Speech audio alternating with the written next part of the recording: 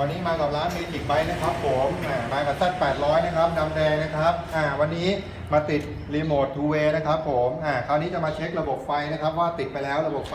Z800ไม่มีปัญหาอะไรนะครับเดี๋ยวดูนะครับไฟขอทางนะครับไฟขอทางนะครับเลี้ยวซ้ายโอเคครับหน้าหลังเลี้ยวขวาหน้าหลังโอเคครับไฟผ่านมาโอเค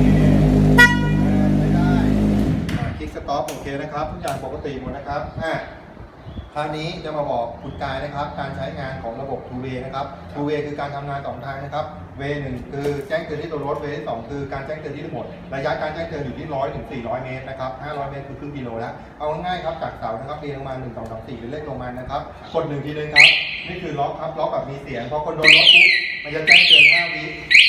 ปุ๊บมันจะดับนะครับผมถ้าในกรณีโดนต่อเนื่องมันจะแจ้งเตือนเป็น15 วิ15 วิปุ๊บ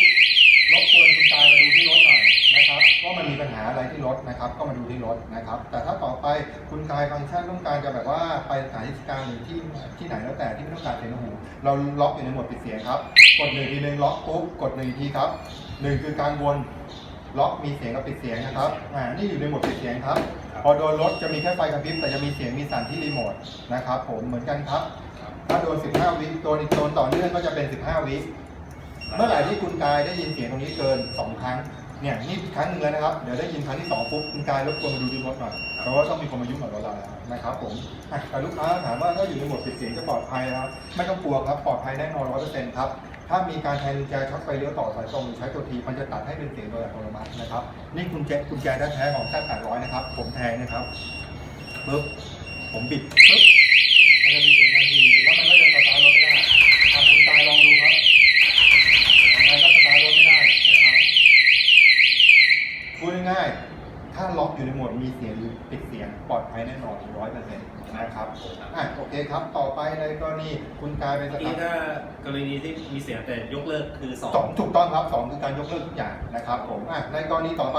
คุณกายจะเข้าห้างเข้าไหลออกมาหารถZ800ไม่ได้ไม่เจอนะครับกด4 ครั้งครับค้นหารถ4 ครั้งกด4 ครั้งครับครั้งหนึ่งค้างครับค้างกด4 ครั้งปุ๊บพอเห็นแล้วปุ๊บคุณกายกด1ครับกด1ให้เงียบเสร็จอะไรยังเดินไม่ถึงรถถูกไหมฮะถ่าย10 ถึง 20 เมตรเราเดินถึงรถปุ๊บแล้วก็กด2ครับ2คือการปลดล็อกทุกอย่างนะครับผมแต่ตัวZ800นี่จะเปิดไฟหลีหน้ารถได้นะถ้าผมจำไม่ผิดนะครับเห็นไหมฮะไม่ต้องมีกุญแจรถนะครับจะเป็นไฟหลีสีแดงเท่ดีครับดึกๆจะเท่มากนะครับเป็นไฟหลีสีแดงดุๆนะครับยกเลิกแล้วกด2ครับทุกอย่างคุมที่รีโมทหมดนะครับผมใช่ครับโอเคครับต่อไปก็จะเป็นฟังก์ชันพิเศษสำหรับลูกค้าMagic Bikeเท่านั้นนะครับผมเดี๋ยวไม่พูดอีกนะครับ